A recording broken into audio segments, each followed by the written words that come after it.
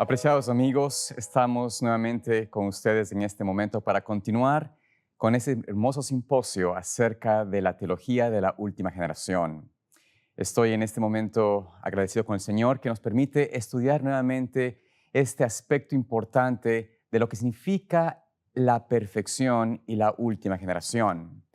Esto es realmente uno de los temas que más controversia causa, que más tal vez intranquilidad o quizás disputas o discordia causa entre los que creen en esta experiencia de la última generación.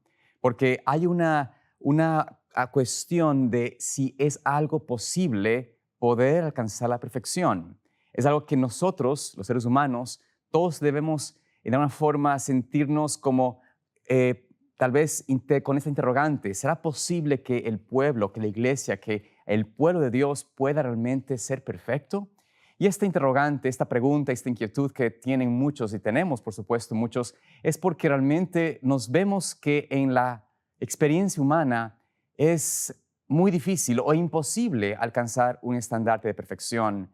Pero ¿será que la Biblia, la palabra, está hablando algo que no es factible, que es algo que no se puede hacer? Quizás la manera de entender esto será a través de lo que Cristo nos demuestra y nos enseña en su palabra, porque sin lugar a duda, Él dice lo siguiente allí en el libro de en el libro de Lucas, el capítulo 6, versículo 40, de donde sacamos el título de este tema, que es «Mas cualquiera que fuere como el maestro». Dice allí Él: «El discípulo no es mayor que su maestro, mas todo el que es perfecto será como su maestro». Aquí Cristo declara algo que aparentemente sí es posible.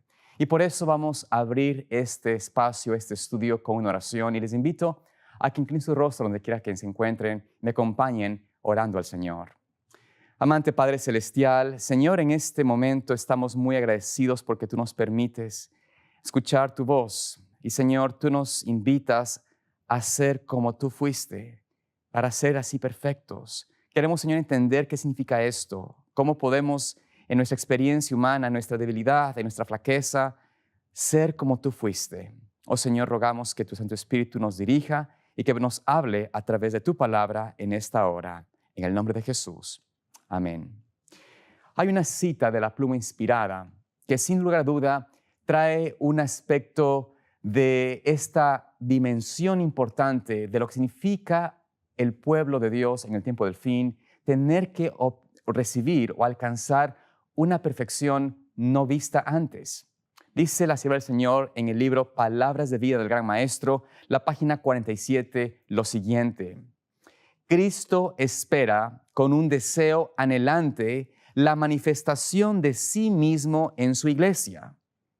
Cuando el carácter de Cristo sea perfectamente reproducido en su pueblo, entonces vendrá Él para reclamarlos como suyos.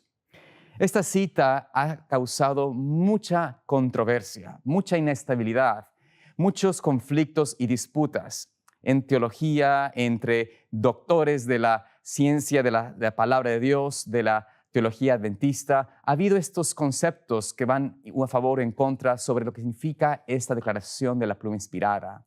Dice ella que Cristo anhela vehementemente, anhelantemente, esa manifestación de sí mismo, o sea, de Él mismo en su pueblo, y continúa diciendo que cuando el carácter de Cristo sea reproducido perfectamente en su pueblo, entonces vendrá Él para recibirlos como suyos. Y por eso tenemos que nosotros preguntarnos, ¿qué es lo que Cristo realmente espera de nosotros? ¿Está diciendo Cristo que lo que Él espera de su pueblo es algo que es imposible de cumplir? ¿Está Cristo simplemente aquí hablando de una ideología, de una experiencia netamente intelectual, de una promesa que no puede realizarse en la vida de las personas? ¿O qué es lo que Jesucristo realmente está diciendo cuando menciona esto? Y por eso vamos a hablar y ver lo que Cristo realmente dice de sí mismo, porque algo importante que tenemos que hacer es ir a la palabra de Dios. Hablar por hablar no nos sirve de nada si no vamos a la fuente viva que es la palabra del Señor. Y por ende, vayamos al libro de Juan, el capítulo 17, versículos 14 en adelante. Quiero leerles allí en la palabra del Señor lo que Cristo habló en esa oración que hizo en favor no de sí mismo, sino más en favor de sus discípulos, y también una oración profética hacia aquellos que vivirían en el tiempo final, aquellos que estarían en el tiempo de la última generación. Dice allí el Señor Jesucristo en oración al Padre: yo les he dado tu palabra, versículo 14, yo les he dado tu palabra y el mundo los aborreció porque no son del mundo, como tampoco yo soy del mundo.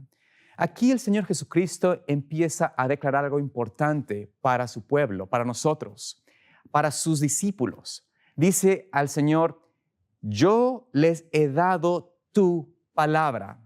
Y al darles tu palabra, al ellos recibir tu palabra, eso les hace que no son ya más de este mundo. Esto nos empieza a vislumbrar, a ver lo que Cristo anhela que se vea en su pueblo, en su iglesia para ese tiempo. Personas que no son ya parte de este mundo. Personas que ya no son parte de lo que el mundo considera como suyo. Los que el Señor quiere ver en el mundo, son los que son reflejos de su carácter, los que son recibidos por el Señor, los que aceptan su palabra. Y su palabra es vida. Su palabra es la Santa Escritura, la palabra viva y además la palabra inspirada. Y dice que Cristo: yo les he dado tu palabra y el mundo aborrece. El mundo rechaza, les parece algo raro, algo no factible, algo imposible, porque no son del mundo. Entendemos que cuando el Señor nos dice y nos invita y declara que habrá una perfección de carácter, que Él está esperando, anhelando de que su iglesia pueda reflejarse a sí mismo, reflejar quién es Él, Él está invitando o confiando que la promesa que Él hizo aquí en la tierra de que reciba su iglesia, su palabra, pueda cumplirse, para que así ya no sean más del mundo. Volvamos al capítulo 17 de Juan, versículo 15. Notemos cómo Él dice allí: no ruego que los quites del mundo, sino que los guardes del mal. Cristo dice: lo que estoy pidiendo, Padre, no es quitarlos del mundo, porque esa experiencia de demostrar que la ley de Dios, que tu carácter puede ser reflejado perfectamente en la vida de los hombres, esa experiencia tiene que ser vista en el mundo. No los quites del mundo, guárdalos, mas guárdalos del mal, guárdalos del pecado, límpiales de esa contaminación que han tenido o tienen en el mundo. Por esto aquí Cristo está estableciendo los parámetros de lo que significa la verdadera perfección para el pueblo de Dios en el tiempo de la última generación, para el pueblo de Dios que cree ser el pueblo que verá a Cristo venir. Él menciona allí: no son del mundo, versículo 16, como tampoco yo soy del mundo. La manera que comprendemos entonces cómo podemos reflejar su carácter perfectamente es comprendiendo que debe haber una entrega de nuestro ser de separarnos completamente del mundo. La separación del mundo no puede ser dado enteramente a menos que podamos entregarnos completamente al Maestro. Hay personas que tristemente piensan que la experiencia del cristiano es como alguien que construye una vivienda, una casa. Escuché esta ilustración de un pastor que me pareció muy interesante. Imagínense ustedes construir una vivienda muy hermosa y ustedes invitan a Cristo a esa vivienda y le dicen: Cristo, Señor, he hecho esta vivienda para que tú y yo vivamos juntos. Y le entregas y le dices, y le muestras la vivienda, le das un tour a Cristo de toda tu casa. Le muestras el patio, le muestras la sala, el comedor, la cocina, en fin, le muestras todos los elementos de la casa. Y dices: he hecho un cuarto especial para ti, he hecho una habitación para que tú puedas morar en mi casa. Y entonces vas y llevas a Cristo a su lugar de descanso para que pueda quedarse en tu casa. Y uno dice, es la experiencia que yo quiero tener con Cristo, que Él viva en mi casa, que Él more en mi hogar, que more en mi vida. Y está muy bonito hacer eso. Pero ¿qué sucede? La historia continúa, la ilustración continúa diciendo de que esa noche toca la puerta alguien de una manera frenética, vehemente. Este no es otro sino Satanás. Golpea la puerta y por poco la derrumba. Este hombre sale apresurado, el dueño de la casa, y le dice, Satanás, vete de aquí, que aquí vive Cristo conmigo. El enemigo se va. Pero al siguiente día, después de participar nuevamente en una comunión con el Señor, este personaje va a acostarse, Cristo también se va a su cama, a su cuarto, y nuevamente empieza a venir a golpes Satanás a la casa, a golpear, a entrar. Y esa experiencia hace que el hombre se despierte y vaya y dice, ¿será que no escuchó Satanás? Le abre la puerta y le dice, no quiero verte aquí. Pero Satanás por poco entra a la fuerza y luchó para poder sacar a ese Satanás y por fin logró. Y entonces la siguiente mañana, en la mañana al despertar, le dice a Cristo esta persona, Señor Jesús, ¿por qué es que no escuchaste a ese Satanás que venía aquí a atacarme, a romper la puerta, a entrar casi a la casa? ¿Acaso tú no pudiste venir y abrirme, ayudarme a luchar para que se vaya de la casa? Y Cristo le dice, tú solamente me diste un cuarto para quedarme. Tú no me diste la casa entera. Yo no podía salir de este lugar. Aquí tú me dejaste y aquí es donde yo puedo entrar. Esa es la experiencia, tristemente, de muchos de los creyentes en el tiempo actual, de muchos de los adventistas, muchos de nosotros. Damos a Cristo una parte. Queremos sí ser creyentes y nos entregamos a Él, deseamos hacer su voluntad, pero le damos siempre una parte, más no toda la experiencia nuestra. Y por eso el mundo todavía fácilmente vive en nosotros, nos jala, nos llena, nos apela, porque no estamos dispuestos a entregarlo todo al Señor. Estamos como en esta dicotomía de estar con Cristo, pero también estar con el mundo. Pensamos en nuestro futuro más en la tierra que en el verdadero, en el cielo. Nos deleitamos más con los placeres temporales, con lo que nos trae satisfacción temporal, y aunque cosas pueden ser buenas en sí mismas, como el hecho de ver a nuestros hijos educados, preparados para una carrera, pero enfatizamos tanto las cosas temporales que por ende el amor de la verdad no ha tomado posesión entera de nuestra mente y nuestro corazón, y por ende, si nos somos sinceros, como iglesia, como pueblo de Dios, hemos demorado demasiado el fin del conflicto, porque todavía amamos el mundo y no completamente a Cristo. Pero Cristo nos dice en su palabra, dice, no son del mundo. Aquellos que realmente reciben tu palabra, la reciben completamente, se entregan enteramente, no son del mundo, como tampoco yo soy del mundo. Y luego continúa diciendo, versículo 17 de Juan 17, santifícalos en tu verdad, tu palabra es verdad. Aquí está Cristo declarando cómo es la perfección posible. La santificación es ese aspecto que se produce a través de la palabra de Dios en nosotros.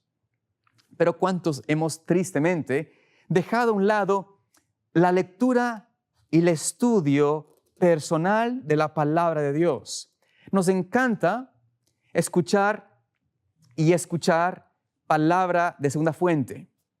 Y espero que no me malinterpretan, porque por supuesto estamos contentos de que nos estén mirando y contemplando allá en sus hogares. Pero en realidad, la mayor obra que podemos hacer es escuchar a cualquier predicador, a cualquier persona, y realmente ir y estudiar personalmente a la luz de la palabra de Dios, como hacían los bereanos, y descubrir por uno mismo si lo que se dice es verdad. Pero tristemente es tan común ver ahora que el pueblo de Dios va a la iglesia y ni abre la palabra de Dios, ni siquiera abre la Biblia, que ya estamos acostumbrados únicamente a pasar mensaje tras mensaje. Caemos en engaños tan sutiles, a veces tan horrendos y tan claros, pero caemos en engaños, escuchando conspiraciones, teorías, escuchando a predicaciones, a temas que no tienen verdad en sí misma, pero porque suenan o tienen algo de palabra de Dios, decimos es verdad. Por eso no somos santificados. Por eso la perfección del carácter, reflejar Cristo completamente, parece algo que no es posible. Y por eso decimos, y es más fácil decir para muchos, eso no puede ser hecho. Pecaremos hasta el día en que estemos en el cielo, declarando nula la sangre de Cristo. Y vamos a ver esto un poco más adelante, pero continuemos viendo cómo Cristo presenta aquí algo interesante, porque pueden ustedes decir, ¿no es cierto?, que dice allí en el versículo 18, como tú me enviaste al mundo, así yo los he enviado al mundo, y por ellos yo me santifico a mí mismo para que también ellos sean santificados en la verdad. Cristo mismo está declarando aquí que Él santificaba a sí mismo, se purificaba a sí mismo, su mismo sacrificio fue hecho perfecto, dice la palabra, para que así pudiese por un sacrificio salvar a muchos. Y de la misma manera como Cristo fue hecho perfecto en su sacrificio y dio esa experiencia, esa expiación perfecta en la cruz por el pecado y pudo convertirse en nuestro mediador al llevar las vestimentas sacerdotales.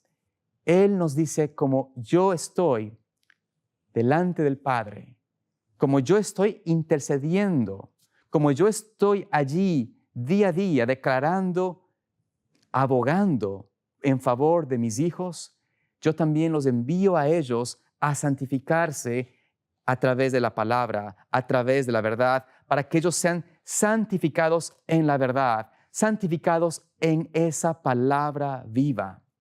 Si tú y yo no estamos estudiando la palabra, si no dedicamos personalmente tiempo a leer la Escritura, a leer la pluma inspirada por uno mismo, no podrás ser santificado. ¿Cuánto tiempo realmente dedicamos al estudio personal de la palabra de Dios? ¿Cuánto tiempo estamos buscando de Cristo esa experiencia de limpieza, de purificación, de santificación, de un reflejo cada día más de su carácter, mirando a Cristo, mirando su perfección, su amor, su sacrificio y entregándonos completamente a Él? Versículo 20 nos dice, porque ustedes pueden decir, alguno puede decir, bueno, esa oración fue para los discípulos, pero aquí Cristo dice, y no ruego solamente por estos, sino también por los que han de creer en mí por la palabra de ellos. Hablando en profecía, Cristo dice, esta declaración, lo que acabo de decir, lo que estoy aquí orando al Padre, es una profecía para el pueblo, no solamente mis discípulos aquí, pero específicamente también para aquellos que han de creer por la palabra de ellos. Porque la palabra que les di, que es tu palabra, será a través de ellos reproducida, repetida a lo largo de las generaciones hasta el momento donde la última generación, la última iglesia de Dios, deba reflejar perfectamente su carácter. Aquí Cristo empieza a declarar qué significa esta perfección. Versículo 21 dice, para que todos sean uno. Para que todos sean uno. Como tú, oh Padre, en mí y yo en ti, que también ellos sean uno en nosotros, para que el mundo crea que tú me enviaste. El propósito por el cual el Señor desea que su iglesia refleje su carácter, refleje su propia imagen, es porque solo así, no solo el mundo, pero el universo en general, podrá entender finalmente por qué Cristo tuvo que ser enviado a la tierra. ¿Por qué Cristo tuvo que realmente pasar experiencia en el Getsemaní? ¿Por qué Cristo tuvo que entregarse para salvar a la raza caída? ¿Por qué Cristo tuvo que ser el sacrificio perfecto? ¿Por qué Cristo tuvo que diseñar este plan de redención para poder expiar y limpiar absolutamente el pecado de la experiencia de la raza caída? Cuando el mundo vea ese reflejo de Él en el pueblo de Dios, entonces Él puede venir por ellos, porque ya la evidencia es dada. el mundo puede ser testigo de que sí es posible que el hombre caído y que la raza caída pueda reflejar perfectamente el carácter de Dios. Y tienes dudas de qué es ese carácter, de qué es este reflejo, qué es esta experiencia. Dice el versículo 22, y la gloria que me diste, yo les he dado, para que sean uno como nosotros somos uno. Noten aquí como Cristo dice, la gloria que me diste. ¿Cuál es esa gloria que el Señor le dio a Cristo? Es no otra cosa que su carácter. Esa experiencia de entender cómo el Señor es misericordioso, tardo para la ira, abundante en misericordia y en verdad, abundante en amor, en paciencia, y que tampoco da por inocente al impío, al inicuo, que su aspecto de justicia y de misericordia y de amor es uno y uno en sí mismo, es una conexión de ambos. Esta misma experiencia, estos dos lados de su carácter, son los que el Señor Jesús reflejó cuando vino a la tierra. Y esa gloria, dice Él, debe ser dada, revelada, debe ser vista en ellos. Para que esa gloria que tú me diste, yo les he dado. Cristo no declara aquí una idea teórica o simplemente una cosa que es forense para la raza, para la experiencia humana. No, es realmente una experiencia real que Cristo declara es posible a través de esa comunión que el hombre puede tener con Él. Allí nos presenta el versículo 23, yo en ellos, noten aquí, yo en ellos y tú en mí, para que sean perfeccionados en uno, y para que el mundo conozca que tú me enviaste y que los has amado como tú también a mí me has amado. Es así como el Señor Jesucristo empieza esta experiencia, declara esa experiencia como algo posible para el ser humano, que puedan ellos ser perfeccionados. Como el Padre y el Hijo son uno en propósito, uno en redención, uno en salvación, uno en justicia, uno en misericordia, uno en amor. También el ser humano, unido a Cristo, puede llegar a reflejar esa misma unidad, ese mismo reflejo de ese carácter precioso y perfecto. Por eso Cristo les indica, les dice, versículo 24, Padre, aquellos que me has dado, quiero que donde yo estoy, también ellos estén conmigo, para que vean mi gloria que me has dado, porque me has amado desde antes de la fundación del mundo. Aquí podemos entender que Cristo hace hincapié, ¿no es cierto?, a su deseo de poder tenernos con Él. Pero ese deseo de poder tenernos con Él no es realmente un deseo únicamente en el futuro cuando estemos en su reino. No, porque Cristo está declarando de que a través de la unión a Él por la fe, podemos estar precisamente ahora donde Él puede santificar a su pueblo. El momento de la santificación no es en el cielo, es el momento en el cual Él está haciendo la intercesión por nosotros, purificando, si lo permitimos, nuestras vidas, si nos unimos a Él, para que podamos estar con Él en el lugar santísimo, donde Cristo está ministrando. Él dice, quiero que estén allí, quiero que estén ellos donde yo estoy, para que vean mi gloria y que de esa manera puedan ellos entender por qué me has amado desde la fundación del mundo.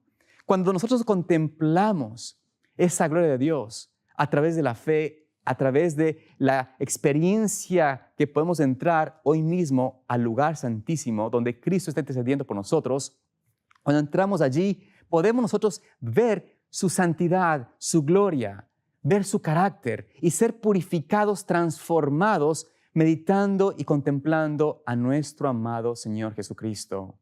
Esta experiencia de perfección es algo que Cristo dice lo podemos hacer a través de Él hoy. Por eso el versículo 25 y 26 termina diciendo Cristo, Padre justo, el mundo no te ha conocido, pero yo te he conocido y estos han conocido que tú me enviaste y yo les he dado a conocer tu nombre y lo daré a conocer aún para que el amor con que me has amado esté en ellos y yo en ellos. Notamos aquí cómo Cristo presenta esta declaración, esta afirmación de que la manera como nosotros podemos dar a conocer a otros, a conocer de que realmente conocemos a Cristo, es porque tendremos su nombre en nosotros. Si ustedes han leído, por supuesto que han leído en Apocalipsis 14, versículo 1, cuando habla el profeta Juan, apóstol Juan, mira y contempla la experiencia de este pueblo especial, de este grupo especial, que tienen el nombre del Padre en sus frentes. El nombre, ¿no es cierto?, escrito en sus frentes, es ese nombre que Cristo está diciendo pueden tener porque les he dado a conocer tu nombre, les he dado a conocer ese carácter que tú me diste, que yo tengo, que tú tienes. Ese carácter les he dado a conocer. Ese carácter puede ser visto, puede ser recibido por ellos. Pensar de que es imposible para nosotros reflejar perfectamente el carácter de Cristo es rechazar su propia palabra, rechazar su propia promesa, rechazar la evidencia que Cristo dice será dada al mundo, de que en realidad conocemos al Padre, conocemos al Hijo. La experiencia que el Señor Jesús dice que será la culminación del plan de redención va a hacer que el carácter, que el nombre del Padre y del Hijo pueda ser visto por el mundo a través de su iglesia. Y esta es la experiencia que el Señor desea que tengamos. Y por eso, al ir nosotros a la promesa del nuevo pacto que se encuentra en Hebreos, capítulo 10, ya vimos en nuestras anteriores presentaciones un poco sobre este aspecto tan importante de este nuevo pacto, pero veamos esta promesa nuevamente, la promesa del nuevo pacto que el Señor promete hacer en estos postreros días, en el tiempo final. Hebreos 10, versículos 16 al 18, dice allí: este es el pacto que haré con ellos después de aquellos días, dice el Señor. Daré mis leyes en sus corazones y en sus mentes las escribiré, y nunca más me acordaré de sus pecados e iniquidades, pues donde hay remisión de estos, no hay más ofrenda por el pecado. He aquí como el Señor Cristo, el Padre, nos promete a través de la sangre de Cristo poder dar ese pacto, hacer ese pacto hecho una realidad de nosotros. Escribir en nuestras mentes, en nuestro corazón, su ley. Y alguien dice, es que la ley no es el Evangelio. Alguien dice, la ley no es realmente Cristo. Pero, ¿están realmente pensando correctamente aquellos que dicen eso? ¿Comprenden exactamente lo que están diciendo? Cuando Cristo se le preguntó cuál era el mayor mandamiento, Cristo declaró: oye Israel, el Señor uno es. Y luego dice, el mayor mandamiento es: amarás al Señor tu Dios con todo tu corazón, con todas tus fuerzas, con toda tu alma. Y luego añade, y el segundo semejante a este, y amarás al prójimo como a ti mismo. Esto fue lo que Cristo declaró cuando se le preguntó cuál era ese gran mandamiento, mayor mandamiento. Ese mandamiento del amor es la esencia de su carácter. Amar a Dios de todo corazón. Amar al prójimo como a uno mismo. Tener el deseo de fluir en amor hacia otros. Eso es el carácter del Dios reflejado en nosotros. Y por eso, cuando entendemos lo que significa verdaderamente la ley, nos damos cuenta que lo que Dios dice que es el trasunto de su carácter, la ley de Dios, es realmente eso en nosotros. Poder escribir su carácter de amor a Dios y al prójimo en nuestras vidas. A tal punto de que en esa experiencia de poder escribir en el corazón del ser humano y reflejar su carácter perfectamente, Dios puede decir, declarar: mi obra de intercesión finalmente está cumplida. Puedo ahora decir, consumado es. Puedo decir ahora, he terminado. Ya hoy puedo sellar a este pueblo para la eternidad y puedo ahora sí borrar de mi memoria y la memoria de todos los pecados que cometieron estos, porque ya han sido sellados, ya han reflejado perfectamente mi carácter. Ya veo en ellos un reflejo de mí mismo.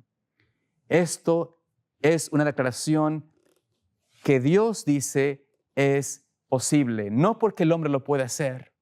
Porque como dice la palabra, Cristo mismo lo dijo, lo que es imposible para el hombre, lo que es imposible para el ser humano hacerlo en sí mismo, lo que es imposible en nuestras fuerzas hacerlo, para Dios todo le es posible. Y la declaración de la perfección para el pueblo del tiempo del fin, para la última generación, es esta: reflejar el carácter de Dios, poder vencer todo pecado por la gracia de Cristo. Y por eso Cristo nos invita a entender quiénes son los que reciben esta promesa. ¿Quiénes son aquellos que reciben esta promesa de recibir justamente esta experiencia de reflejar su carácter, que pues posible por su gracia transformarnos a su semejanza? Volviendo a Hebreos 10, versículo 19, dice allí: así que, hermanos, teniendo libertad para entrar en el lugar santísimo por la sangre de Jesús, por el camino nuevo y vivo que Él nos consagró a través del velo, esto es, por su carne, y teniendo un gran sacerdote sobre la casa de Dios, acerquémonos con corazón sincero, en plena certidumbre de fe, purificando los corazones de mala conciencia y lavando los cuerpos con agua limpia. Mantengamos, dice allí, firmes sin fluctuar, la profesión de nuestra fe, que fiel es el que prometió. Y considerémonos unos a otros para provocarnos al amor y a las buenas obras, no dejando de congregarnos, o nuestra congregación, como algunos tienen por costumbre, sino exhortándonos unos a otros, y tanto más cuando veis que aquel día se acerca. Es así como el Señor nos está invitando, nos muestra aquí que podemos acercarnos a través del velo, que es el cuerpo de Cristo, a través de ese sacrificio de Cristo, entrar al lugar santísimo por la fe, y allí podemos recibir esa transformación necesaria, esa perfección del carácter de Cristo en nuestras vidas. ¿Podrás tú decir, ya has llegado a ese lugar? ¿Ya has tenido esa experiencia? ¿Has llegado a tener el carácter de Cristo? Por supuesto que no. ¿Por qué?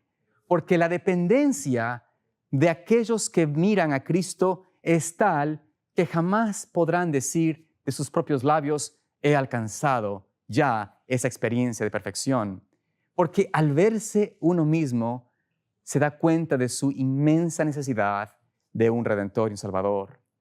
La única manera de recibir esa transformación es entrando por el camino al lugar santísimo y lavando nuestros cuerpos, manteniendo firme, sin fluctuar, sin rendirse, sin ir atrás, sin retroceder hacia atrás, esa profesión, esa verdad que hemos tenido. Pero por eso Satanás ha hecho un esfuerzo tan grande de confundir y levantar estos prejuicios, estas ideologías que confunden y llenan de dudas el mensaje del pueblo de Dios. Al levantar Satanás muchos instrumentos que han traído estas ideologías o conceptos no bíblicos, porque no van a la palabra, van a las eminencias humanas para declarar lo que es en realidad un engaño. Esto ha hecho que el hombre, nosotros, al no leer la palabra de Dios, nos llenemos de tanta confusión que fluctuamos y estamos como esos que están en dos pensamientos, en dos ideas, en dos conceptos. Y por ende, Satanás gana más terreno y gana más terreno y siembra mayor semilla, mayor cizaña, mayor duda, mayor ideologías falsas, mayor fanatismo.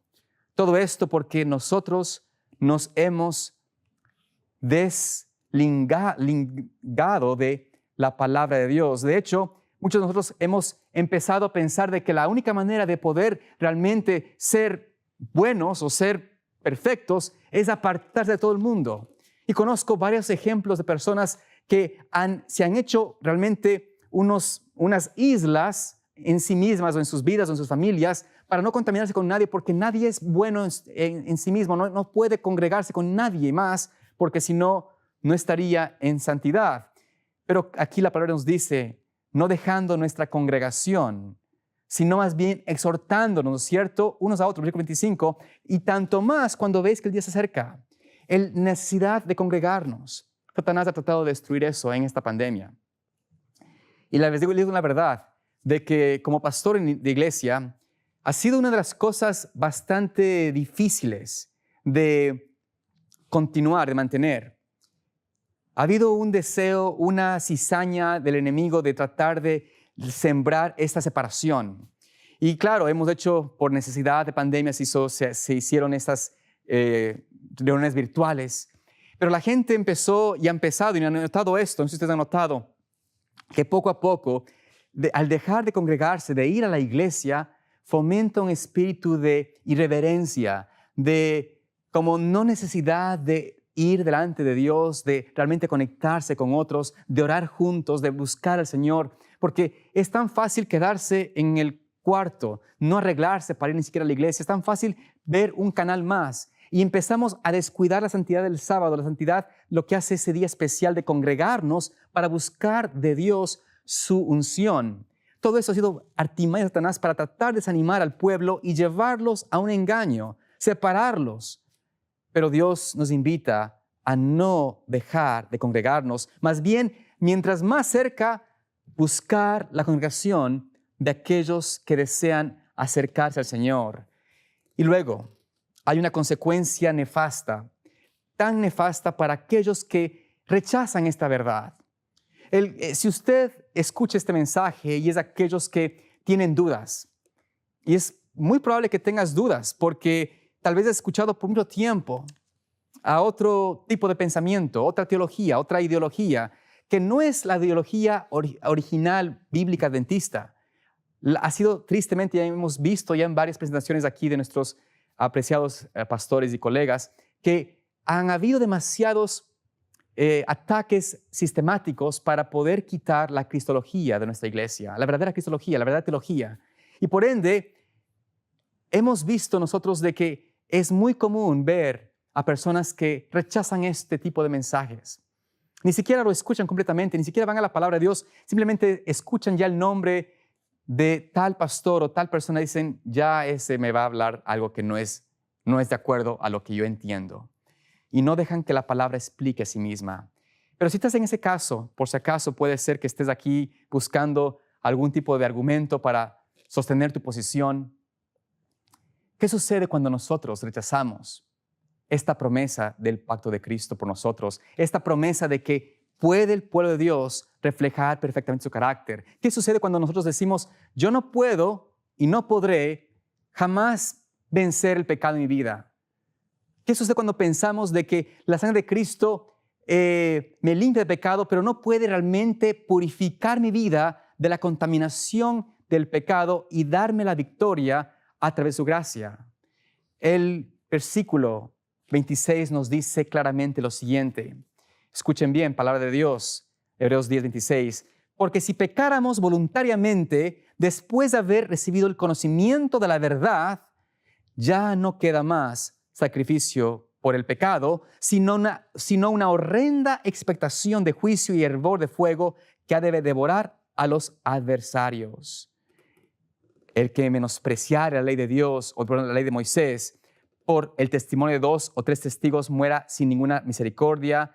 ¿De cuánto mayor castigo pensáis que será digno el que pisoteare al Hijo de Dios y tuviere por inmunda la sangre del pacto en el cual fue santificado e hiciere afrenta al Espíritu de gracia? Es así como el Señor nos está diciendo que si uno piensa después de recibir esta verdad, entender de que el Señor nos da a través de su gracia la victoria. A través de la sangre de Cristo nos da el perdón, la limpieza y la transformación para poder regenerarnos y ser una nueva criatura en Cristo y vencer esas tendencias naturales y cultivadas, esos pecados que tan fácilmente nos asedian. Si no podemos aceptar esta experiencia y no podemos entrar por la fe a donde está Cristo, lo que nos queda, dice el apóstol, es una horrenda expectación de juicio, porque esto es voluntariamente decir, yo no creo que la sangre de Cristo puede limpiarme. Yo no creo que la sangre de Cristo puede salvarme de mi pecado y de mi tendencia al pecado. Esto es una afrenta al Hijo de Dios y presenta la Escritura como algo que es peor de lo que podemos imaginarnos. Porque pisotear al Hijo de Dios, tener por inmunda su sangre, amados hermanos, es realmente terrible. es realmente algo que el Señor, la palabra nos dice, horrenda cosa, caer en esa experiencia, caer en esa destrucción. No queda para ellos esperanza. Horrenda, versículo 31 dice del capítulo 10 de Hebreos, horrenda cosa es caer en manos del Dios vivo. Cuando entendemos que la destrucción para los que vituperen y los que tengan por inmunda sangre de Cristo es una destrucción horrenda, una experiencia realmente de juicio irremisible.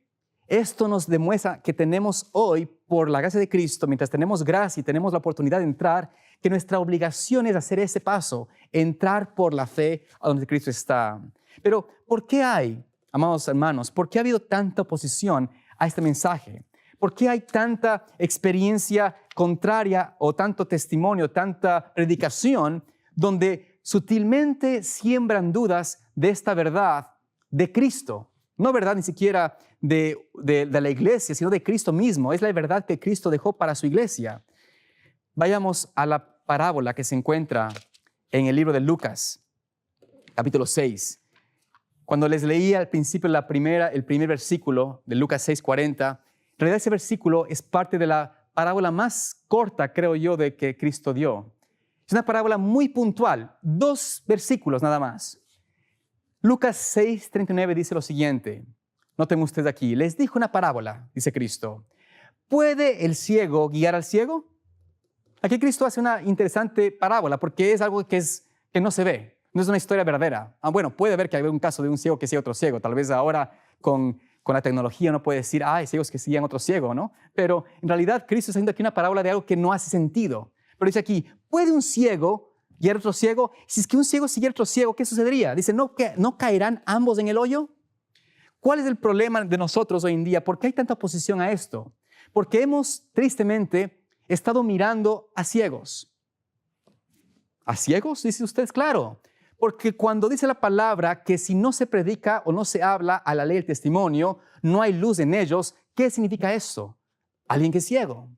Y nosotros hemos sido tan sutilmente engañados y no hemos visto, no hemos sido tan estudiosos de la palabra como deberíamos ser, que en vez de ayudar a aquellos líderes o predicadores o pastores o que sea que hablen de la palabra de Dios y no estudien y no lean y no prediquen de la palabra de Dios, en vez de acercarnos en amor y en afecto cristiano y decir, pastor o hermano, ¿por qué no he tenido puedo sugerirle tal vez de que quisiera que me estudie un poco más, que comparta más de la palabra de Dios, de una manera que tal vez pueda ayudarle a él a darse cuenta?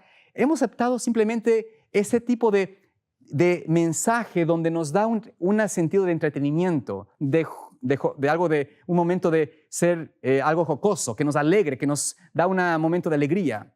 Que ustedes han visto, y estoy seguro que han visto, a muchos predicadores hablar de historias, de anécdotas, de cosas que hacen reír, pero no hablan la Biblia. Recuerdo, no hace mucho, un hermano me acercó y me dice, fui a un congreso y no vi un solo versículo abierto en todas las presentaciones que se hablaron. Mucha información, mucha ideología, muchas anécdotas de no sé qué personas, no sé qué otra persona, pero no pude escuchar nunca palabra de Dios. ¿Estamos escuchando realmente a ciegos? ¿Estamos yendo a fuentes ciegas para entender la verdad? Tristemente, eso ha sido algo que sistemáticamente el enemigo ha sembrado dentro del pueblo de Dios. La sierva del Señor nos dice en el libro El Discurso Maestro de Jesucristo, la página 122, lo siguiente. Surgirán por doquiera maestros de falsedades para apartaros del camino angosto y de la puerta estrecha. Guardaos de ellos. Aunque estén ocultos en ropajes de ovejas, por dentro son lobos feroces. Da a Jesús una prueba por los cuales pueden distinguirse los maestros falsos de los verdaderos. Por sus frutos los conoceréis. ¿Acaso recogen uvas de los espinos o higos de los abrojos? Amados hermanos, ¿no hemos visto nosotros vez tras vez la evidencia de que muchos que predican no viven la verdad? De que sus vidas, sus frutos no son testimonio de lo que están diciendo. Hace unos años atrás tuve un amigo, adventista por supuesto, que se acercó a mí y me preguntó, y me dijo si yo se había escuchado a uno de sus favoritos predicadores.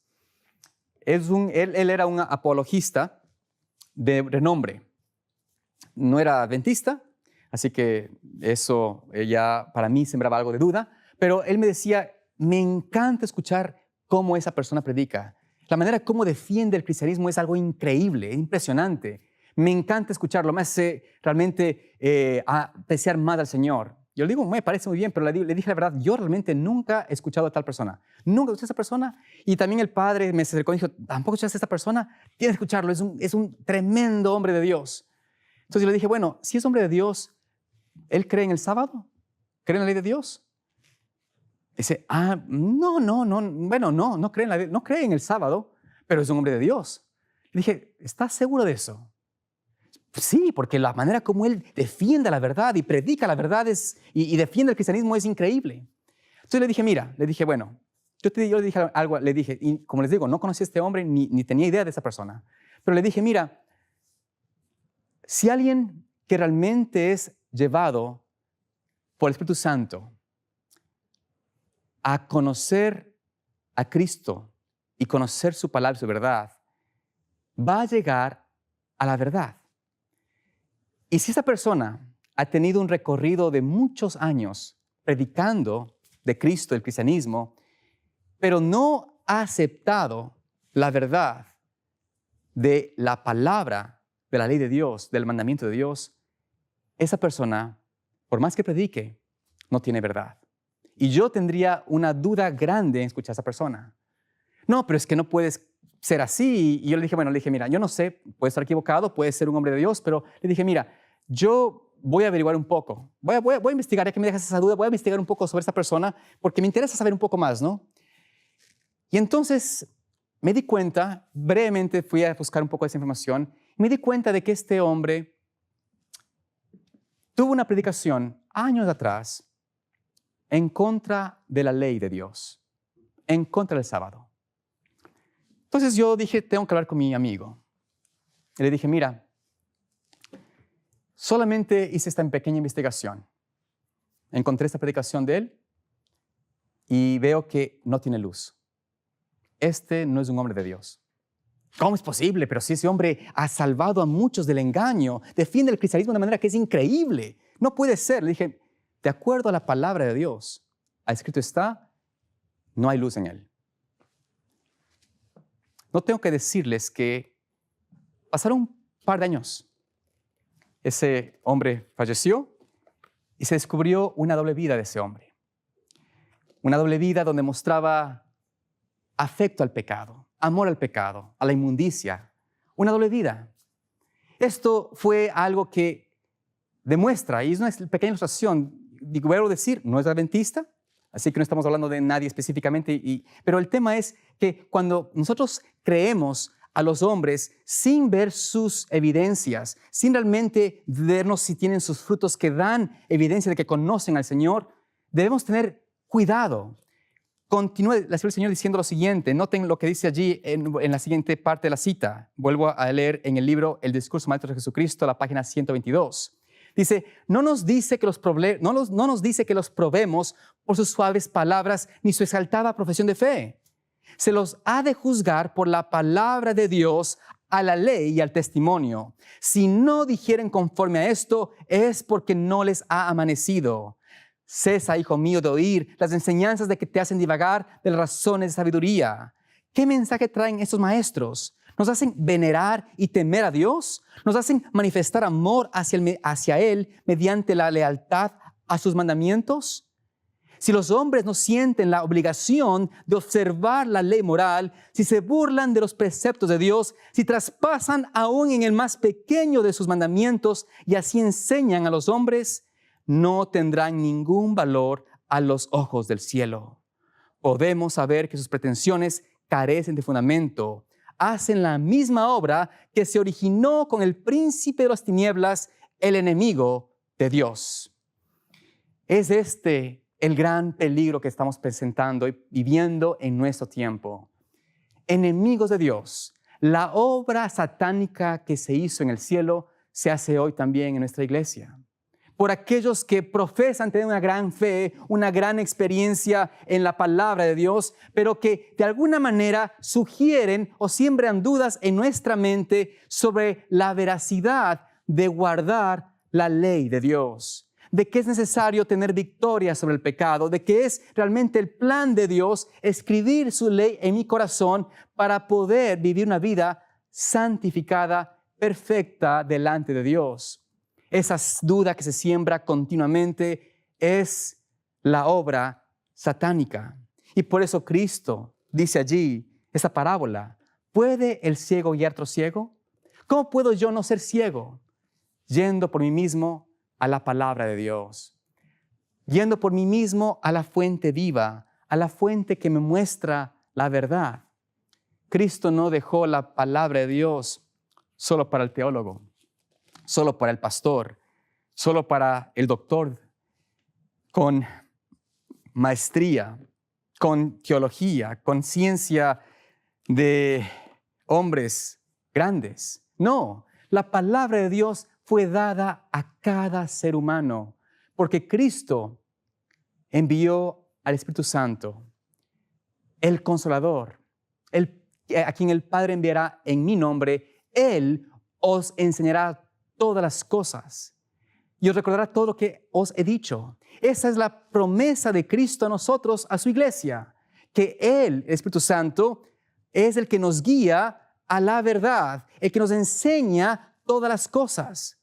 Por eso tú no puedes ir a ningún hombre, incluyendo a quienes estamos aquí en este simposio. Si tú escuchas solamente lo que decimos y no vas tú a la palabra, haces mal. Estás siendo un ciego. Estás siendo un ciego que quiere ser guiado por otro ciego. Ve tú a la palabra de Dios por ti mismo. Estudia por ti mismo. Escucha y analiza que lo que hemos hablado realmente es conforme a ella. Por eso dice aquí el Señor que nosotros tenemos que aceptar, escuchar. Y por eso Cristo dice, versículo 40, el discípulo, en Lucas 6:40, el discípulo no es mayor que su maestro, mas todo el que es perfecto será como su maestro. Qué hermosa palabra y promesa de Dios, de Cristo a nosotros. El discípulo, nosotros, no somos mayor que el maestro. Por eso tenemos que someternos a su palabra, aceptar lo que la palabra de Dios dice como una autoridad en nuestras vidas, como lo que el Señor dice es posible para nosotros hacer a través de su gracia. Cuando yo entiendo y acepto esto, entonces, por su gracia, puedo ser como el Maestro. Puedo ser perfecto, como Cristo.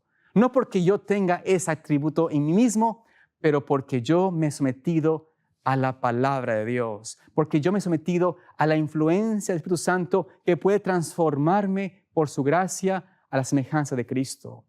Cristo desea verse reflejado perfectamente en su pueblo. Cristo quiere ver reflejado perfectamente en nosotros. Y por eso en la página 522 del libro El conflicto de los siglos, dice lo siguiente: los discípulos de Cristo han de volverse semejantes a Él, es decir, adquirir por la gracia de Dios un carácter conforme a los principios de su santa ley. Esto es lo que la Biblia llama santificación. ¿Podemos nosotros tener un carácter como el de Cristo? ¿Podemos por su gracia alcanzar esa misma experiencia en nosotros? ¿Poder tener esa revelación de su imagen en nosotros? Ese es el plan de redención. Es el plan completo de salvar al hombre del pecado. Es mi oración en esta ocasión que podamos por su gracia ser como Cristo fue, estudiar la palabra, ser como el Maestro, para que podamos así ser perfectos delante de Dios y ser parte de esa última generación que logra venir en los cielos. Que el Señor te bendiga y te guarde.